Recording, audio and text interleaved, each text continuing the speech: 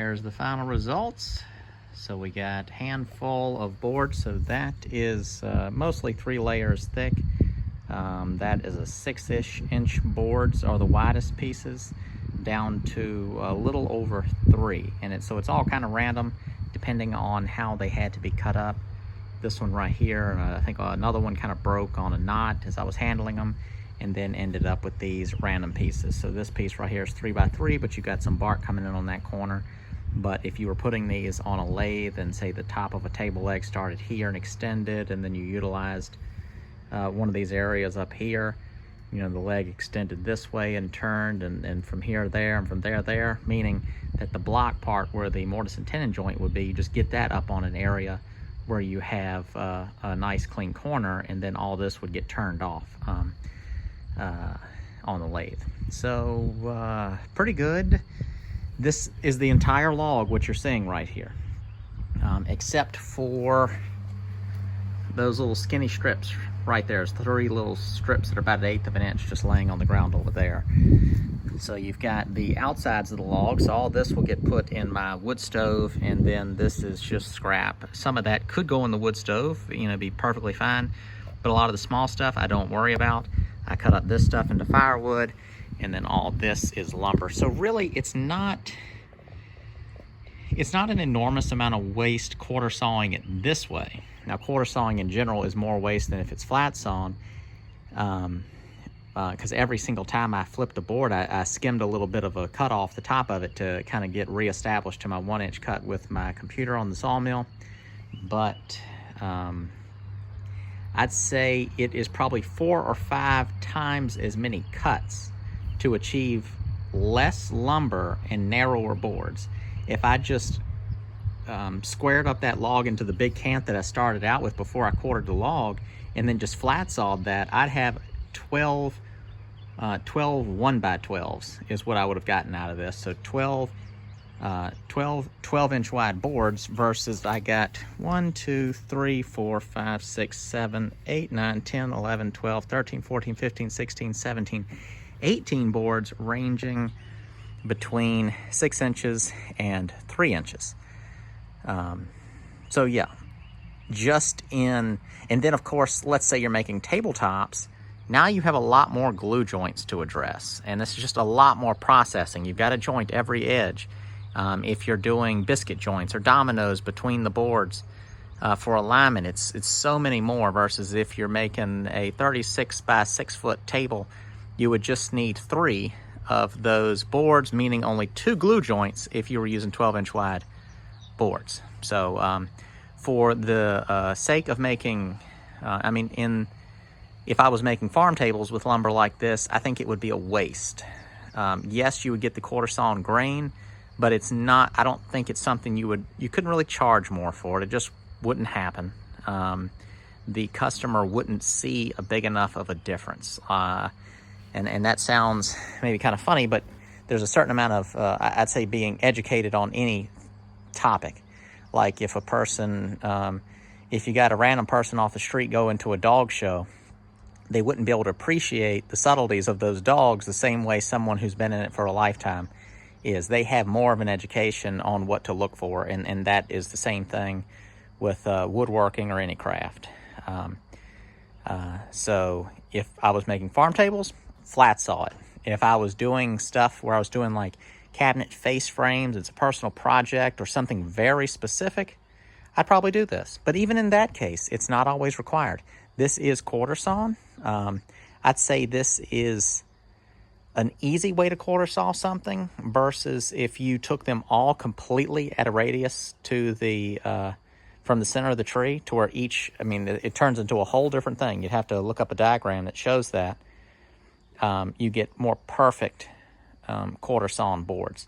With that said, each log is going to make a big difference. You know, you can see the knots in this log. This is a low grade log. I just wanted to go through the process of quarter sawing on a log that I didn't really have, there's not a lot of skin in the game here. I didn't really care. It's just, I cut the log down from behind the house. It was a tree that had died, but it was before it, still had a couple leaves alive on it, but it was on its way out. So I'll go ahead and stack this, and then I'll just probably, end up using this in this building. I think most everything that I've been milling up over the past while is going to end up being used in the building. So all this quarter sawn stuff could be quarter sawn oak trim upstairs, or some furniture up there. If I make a desk, this could turn into a desktop, or I'll probably do some sort of a desk out of some of these really big slabs I have over here. I've got those really big white oak slabs or the walnut slabs.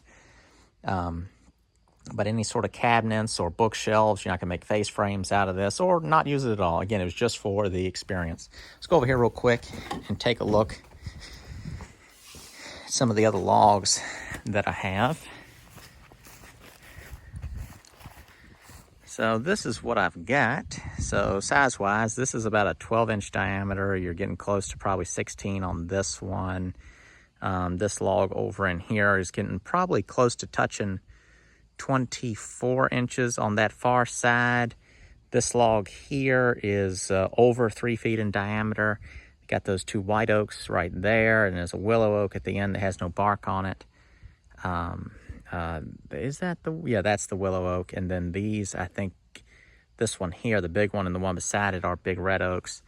All these are red oaks. And this is a maple log. Yeah, little cedar log down there I'm going to cut some stuff out of. And then some little got cut off there, phone filled up. But what I was saying was, is if you have a manual bandsaw mill, a log like this is going to be a lot to handle. Handling this manually, having to rotate it. So this appears to be a decent sized log. Let me kind of show you what I'm talking about here. There's my leg. So this thing is, bottom of my foot is on the log it's resting on, and then my knee is almost there. I'm a normal sized guy.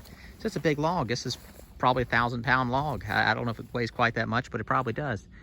But once you quarter this thing, it's really not that big. You turn this into a cant, you've got a 12 by 12 cant, and then you quarter that, you got four 6x6s. So the widest boards you're going to start out with are 6 inches. You're going to end up with stuff like I just did over there. But you start out with a log this big, and kind of give you a frame of reference of this one. That's up to here on me. So that's this is probably 4 feet. It's close to 4 feet. Sheet of plywood comes up a little higher on me than that. But of course it tapers down to the other end, but it's still a good sized log. And then there's those white oak logs. These are the nicest logs I have. I've let them sit around for way too long. You can see what's kind of happened to the outside, the sapwood. But still get some nice stuff out of there. And then this is out of a pretty old tree that was on our place as well. And this is another one, just a cedar. There's not much wood in that, but I'm gonna take some just 1-inch boards out of it. Probably only get like, I don't know, 4 or 5, but I've got some stuff I need to use some cedar for, so I'll do it while I have it. Long skinny one there. I'll just take probably some 1-inch boards out of it, or either just turn this into 6x6s. A lot of times when I get pieces like this, I just 6x6 them and lay them on a pile, and then they could end up being posts in the lean-tos around this, or interior posts and a post and frame later on. I just kind of turn it into random stuff, but usable stuff. Kind of normal stuff. Random's the wrong word.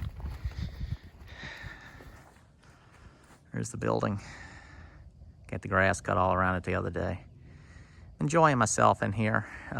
Next thing I need to do is make my final decision on whether or not I want to add another 12 feet to the building, and then have a 14 by 24 foot room, the same as this loft here. So the same, but just twice as long.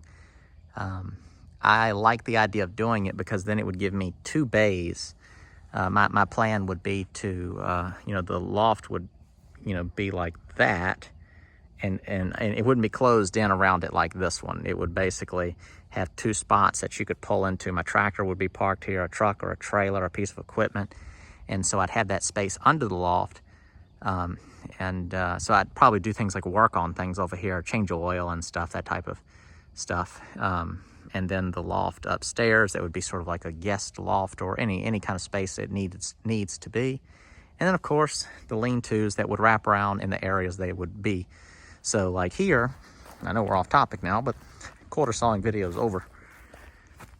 You can see this is like roughly the corner of this lean-to. I actually might pull it off this post here because I'm thinking about putting a wall down to here and then this being a door on both sides.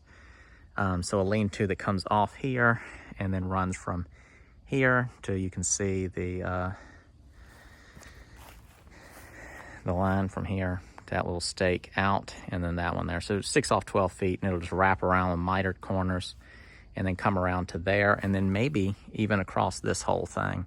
And the goal eventually is to put some sliding doors, very lightweight sliding doors that can close this in to where when it's super duper stormy, rainy storm, I can shut that. Otherwise, I'd probably just kind of leave them open. That way when the wind's blowing, the wind can just kind of blow through it and not be just pushing against it really hard. But this will be, you know, here, and then a piece at the end, and there's going to be a lot of structure in between. So it's going to be a tough building even to the wind, and we're not in a super duper windy area, but you know, gusts of wind can still be strong even if your average wind doesn't get that fast. But so that's that. Thank you all for watching. Be sure to let me know if you have any questions about anything or what you want to see in the future. Thanks again. See you next time.